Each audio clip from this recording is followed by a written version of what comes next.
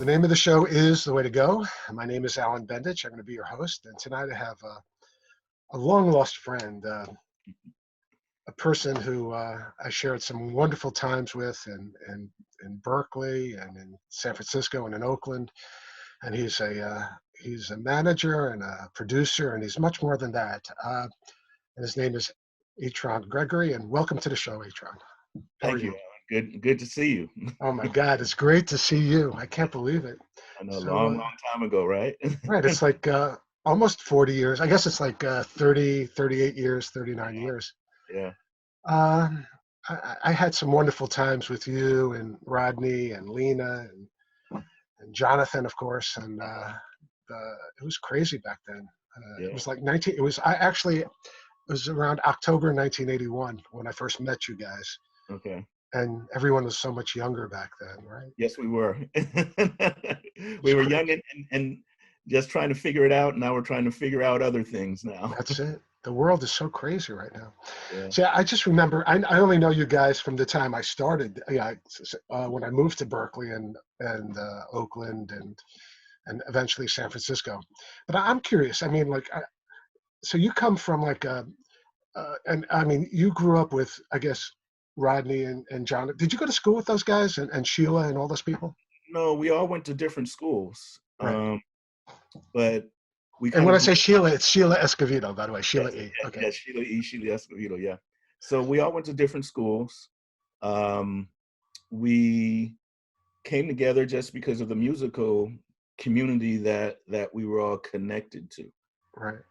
So like how I know when I got there, I was like 26 years old. You guys were probably younger, obviously. I was a little bit older than you guys. When did you guys all hook up together? I mean, when did you all become like such a closely? And when I'm talking about the guys, I'm talking about the unbelievable musician Rodney Franklin, Yes. So Sheila Escovedo, all those so if guys. yeah, if I recall, it was at Fantasy Studios, and I'm not sure whose session it was. Right. I came there with Rodney. I think it could have been Stanley Clark's session. It could have been It could have been a Clark Duke session. Right. Right around that time. It might have been earlier, before then, but there was definitely Fantasy, which Right. Jonathan's dad owned, as you know. My Uh, cousin Albert, may he rest in peace. yes, your cousin owned, Yeah. and Lena was there, Jonathan was there. I'm not sure if Sheila was there, so it could have either been Rodney Franklin session, it could have been a Stanley Clark George Duke session, or it could have been a choir called the Traveling Voices, Yeah. which was headed by what was her name? I can't remember her name, but it'll come back to me as we talk, and then I'll go back to it. No problem. But her brother was a head of jazz at CBS Records. Wow. And his name was Dr. George Butler, and he gave Rodney. Ooh, sorry about that. It's okay. No problem. The new world we live in, the Zoom world. That's it. Yes, let me click out of my email. Sorry about that. That's no problem. weird. Okay, what happened to Zoom? Are we back? Did I lose you? All right, there we are. Okay, cool. So George Butler was his name? George Butler Yes. was his name, who worked at CBS, and he had signed Rodney. So the Traveling Voices was a college choir that had just all sorts of incredible singers in it. One of them was Lena, of course, and a lot of other singers. And that group of people, even though as time gets down, but they're all still friends today. I talked to Rodney recently. How is he doing? How's Rodney doing? Because I know I spoke to Stanley Clark. He was doing a few years back. He was doing something he was doing an actual small little concert, but he was like signing records and stuff at a record shop in New York City. And I came up to him and I said, you probably don't remember who I am, but I remember going to, when you were producing Rodney's album in Hollywood. And he was very nice. And he told me, Rodney had some rough times, but he's doing okay now. And yeah, I mean, that's about it. He's doing okay now. Like I said, we talked about 2 weeks ago. This stuff's going on, so you got to check in with all the people, all your friends, right? That's it, man. It's a tough time. I mean, You're on the East Coast, right? You're in Yeah, New I'm York. in a place called Larchmont, New York, and it's just like 10 miles north of New York City, Mhm.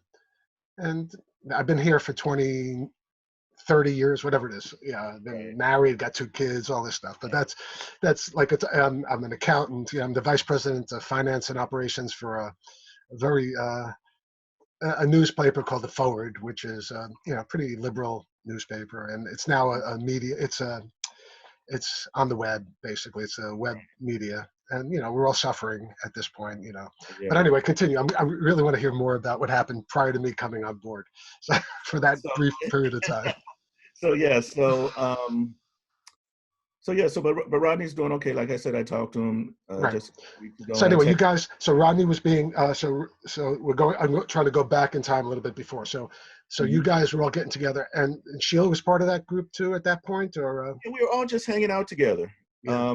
Sheila was just part of the musical community. Rodney was a big part of the musical community. So, and Sheila was a big part of the musical community.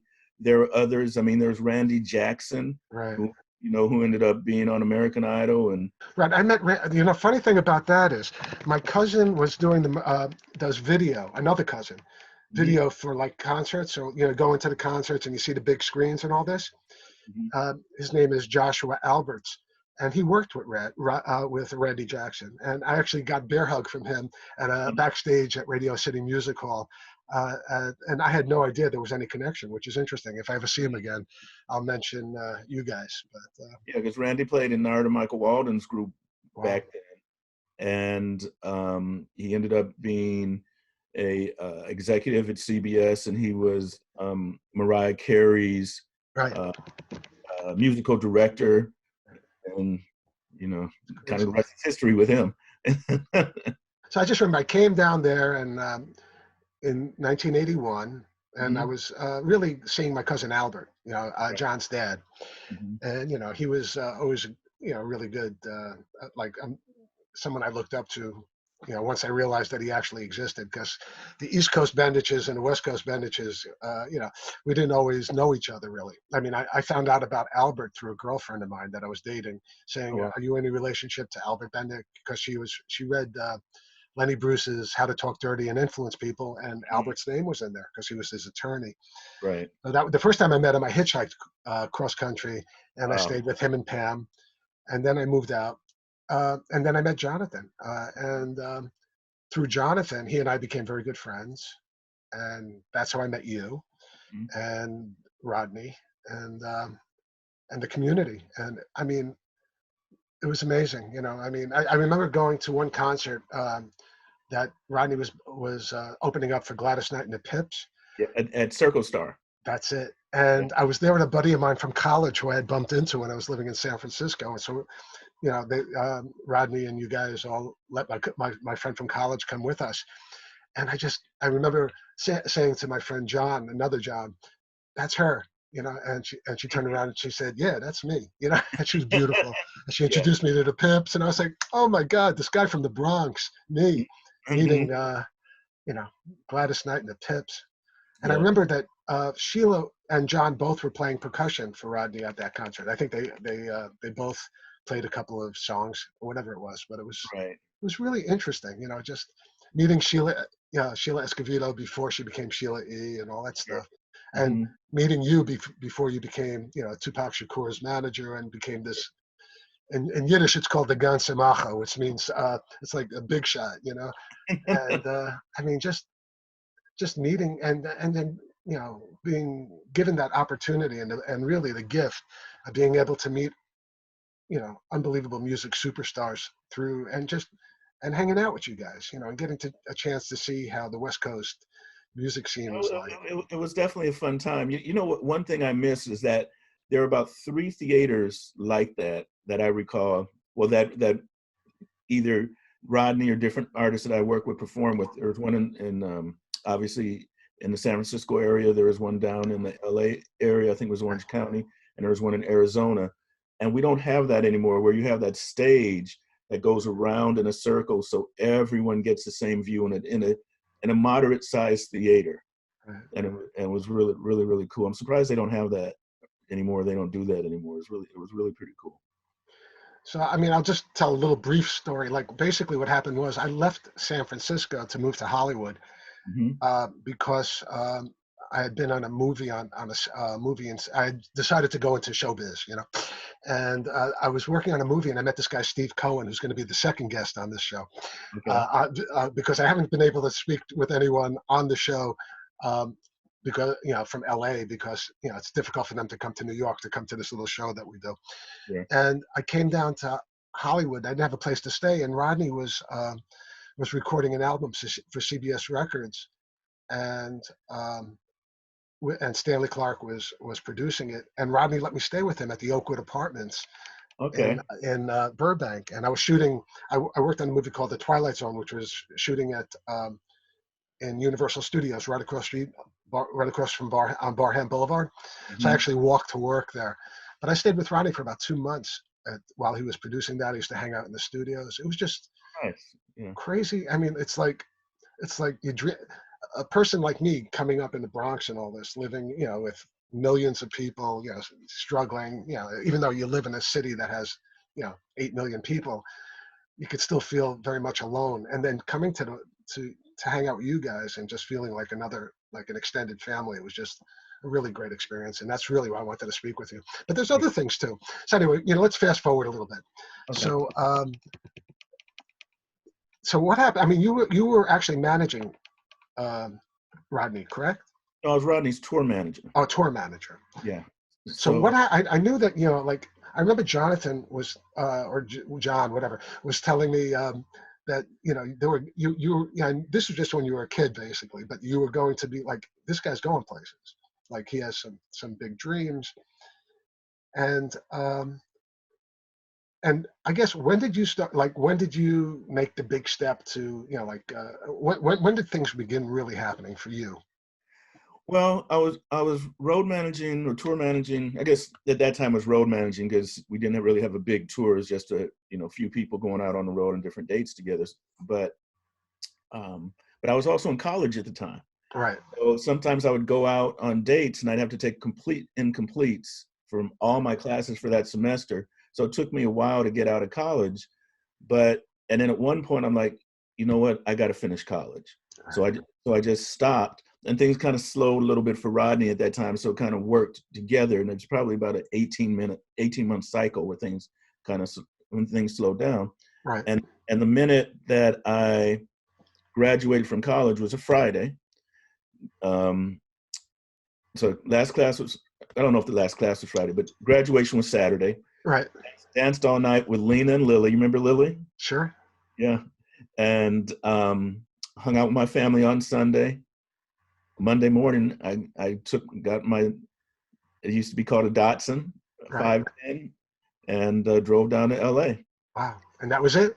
And that was it. And interesting enough, at that time, Rodney was being managed by Jerry Heller.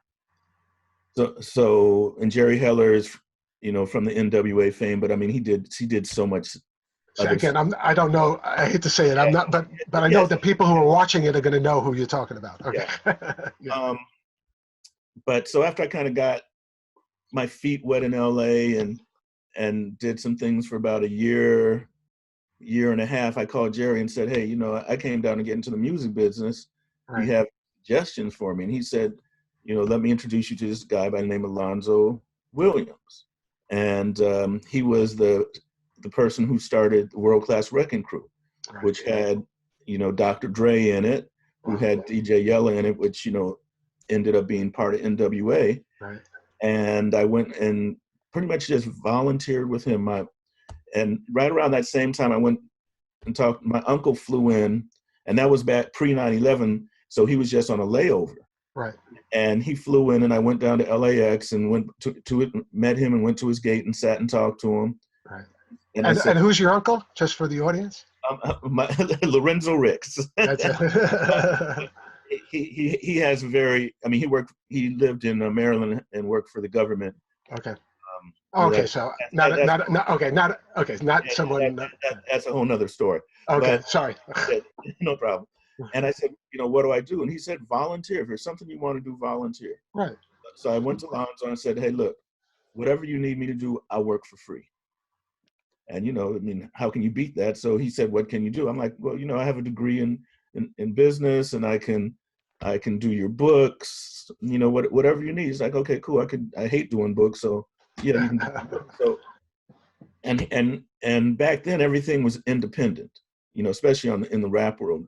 So, you know, even though they had a group called the World Class Wrecking Crew, they were doing all their music independent. So I started, you know, doing the books for it, you know, the cost of making the record, the cost of the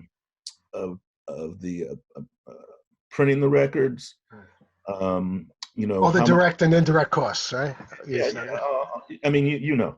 I'm an accountant. That's what you do. So yeah, so all the costs. Right. And then we started going to, and then he started taking me with them to the record stores. You know, when you hear the idea of selling records out of your trunk, that's really what we did. Wow. You know, there would be, we go to the record stores and drop records off, right, on say a Wednesday or Thursday, and at the swap meets. Back then there were a lot of swap meets, especially indoors, and we dropped the records off there on Mondays and Tuesdays. We'd come back and see, you know, how much money. And what artists would be the ones that you were selling at these swap meets? It was just a World Class Wrecking Crew. Okay, that's it. That was it, because everyone in LA had their own company. So I see. Back then it was World Class Wrecking Crew, LA Dream Team, Egyptian Lover, Unknown DJ, who also he actually produced the first song that Ice-T did. Wow. And I mean, I'm still in contact with a lot of these people still today, like Unknown DJ and Lonzo. I talk to them at least once a week. That's great. And so anyway, but that's how I got my start.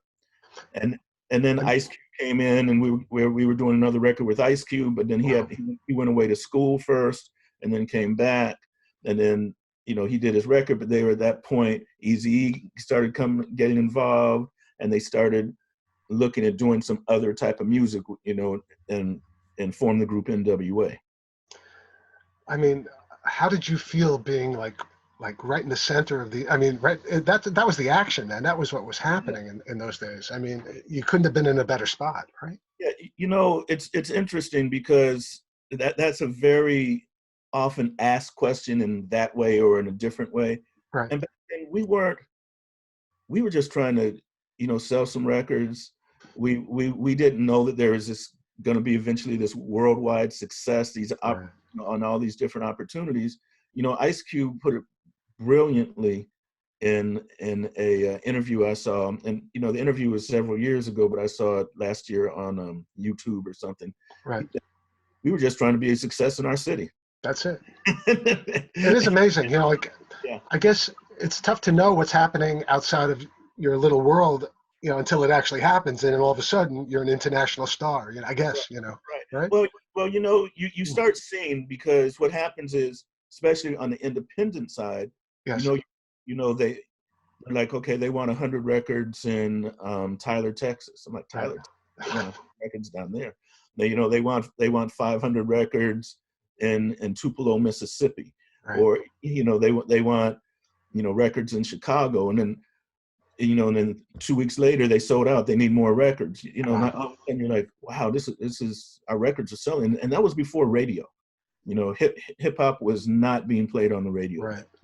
It was like new wave music and stuff, and that kind of, you know. Yeah. Crappy rock stuff like that. So wow. it's, you know, that we were experiencing the success as it came. We didn't really, on the West Coast especially, we didn't have anyone to look back to. You know, there were some independent guys that different people would look at, and you know, there's R&B. You kind of see what was going on the East Coast, but we didn't have really any mentors to say, hey, you need to do this, you need to do that. We just were working every day. So you know, when you're in the middle of it, you're working every day. You're really just trying to eat. You know, I hear you. Right. So I'm curious, only because I know we only have a half hour for this show, but I'm curious now, for at least for me, when I read about it, and I read about it only recently, that you actually were the first manager for Tupac Shakur. Yes. Yeah. So how did that happen? I mean, how did you meet him, and how did that relationship start? Um, so if I go backwards just a little bit, Okay. uh, so I worked with Ruthless Records. So I was a tour manager for all of their acts, and when the acts went on the road, I'd also work in the office. So that was JJ Fad, Michelle A, the DOC, and NWA. So JJ Fad did a show up here in the Bay Area, and I met a woman by the name of Layla Steinberg. And I just said, I liked the show. It was great. If you ever need anything, call me. So fast forward, now I'm doing my own group in my own company, TNT Recordings. And I have my own group, Digital Underground, and we're doing pretty good. Layla calls me and says, I have these guys I want you to meet. I'm like, okay, well, send me something. So she sent me a videotape of this group called Strictly Dope that Tupac was in. Wow. So at the time, Shock G, who's the leader of Digital Underground, he and I had this deal, like if I like him and you like him, then I'll sign him. But if neither of us like them, or one of us likes them and the other one doesn't, then they don't get signed. We both have to like him. So I like the tape. I asked Layla to go to the studio with the guys and meet Shock, and so they could talk to Shock. So what happened was Ray couldn't go to the studio that day, but Layla and Tupac went. And so they went to the studio. Shock liked him, called me and said he really liked him. So I signed them, but it was originally a group called Strictly Dope that I signed. Right. And then, as groups do, they argue and they have their issues and they break up. I don't know that there's any group in history that hasn't had their problems at some point along. The hope is they do it after they get successful, not before they even get started, but they broke up before they got started.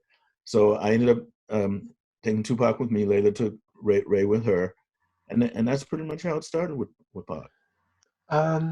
What was your relationship like? I mean, was he like just a cool dude? Or, I mean, like, I don't know. To me, he's like an iconic person that no one knows.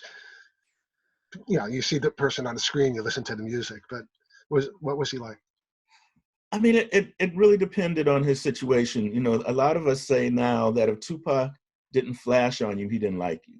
Okay. So, but at the same time, he was absolutely the coolest person, especially during the Digital Underground days, or the earlier days. Right. It was just about fun. It was about making records. It wasn't, sure there was money involved, and we were making money and right. touring and everything, but it was just a fun time. Was he your age? Tupac was a little younger than me. A little younger? Yeah. Probably maybe 10 years younger, actually. Wow, so he was younger. Yeah. So how long did that relationship last? You and So our relationship lasted really until 9 months prior to his passing. So, wow. When he went to death row after he got out of Dannemora, which I'm sure you live on East. I mean, I've seen movies, a lot of television shows about his life. Yeah, I don't think. Hopefully, you don't know it personally, but no. It exists in your state. Right. So I didn't see him or talk to him after that time, and he did come to a video shoot for Digital Underground, and I waited like all morning for him and part of the afternoon, and he hadn't showed, and I left for a couple hours to go have lunch and do something else. And by the time I left and came back, he had come and left. So, it was shocking to the world about what happened to him. I mean, what was it? It must have been crazy for you because you knew him. Yeah, it was. It was one of those days that you never forget. First of all, when he was shot, right, in Vegas, right. You just knew he was going to survive. There wasn't a thought that he was going to die. And the people I was talking to, I didn't go right away. The people I were talking to said, he'll be okay. And it's just crazy now. And if you come, it'll just create more craziness. I'm like, okay. Right. So I talked to them on Friday. They were leaving Vegas, and we were all planning to meet up in Vegas on Monday, which would have been a week after he had gotten shot. Right. And then, I don't know, it couldn't have been more than 2 hours, 2 hours after I got that phone call, say, we'll all see each other in Vegas on Monday. Right. That I got the phone call that he passed. I mean, I can remember exactly where I was. I can remember which direction I was driving. remember pulling over.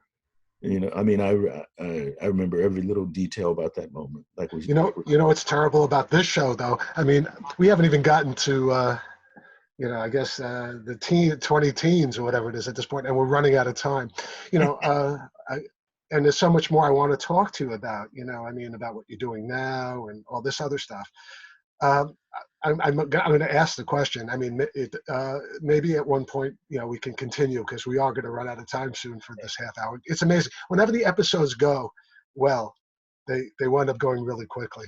So maybe we could have you back on the show. I mean, I don't want to press it, but you know, if you'd love to, we'd love to have you back on the show. Thank you. Let me just, can I, two things. Got a couple of minutes. Yeah, we got a couple of minutes. Three things I'd like to say. One, I'm on, obviously, today Andre Harrell passed, which is a icon in the hip hop world. Right. And, you know, so I just want to say that, you know, it's just a terrible thing that happened. He was only 59 years old. Yeah, I saw that. Yeah. And it's just, you know, this is a terrible time period, whether he died of COVID or something else. I heard it was I heard it was something else. Right. Little Richard passed. I know. Little Richard died today. Yeah. Unbelievable. I knew he had been sick for a few years. I'd heard that. Right. But it's still, you know, during this time period where there's so much going on. I know. It's terrible. We mourn for the world right now. I mean, just our lives have all changed. Yeah, that our icons are dying.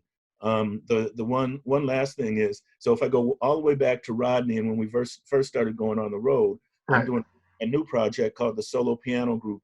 And the female pianist that was on the show is one of the artists I'm working with in this solo piano group. And it's kind of mood music, relaxing music, something we need today. And you know, I just want to share those. And yeah, I put it on my social media. I'm going to ask everyone who watches it to, you know, you can reach out to this show, and we'll make sure that, and actually we'll put that in the end credits of how to get how to have that, you know. So people can go to Spotify and listen to the music, which will be great. Okay. Unfortunately, there's just one thing left to say at this point. That's a wrap. Good night, folks. All right. Thank you. My pleasure. Take care.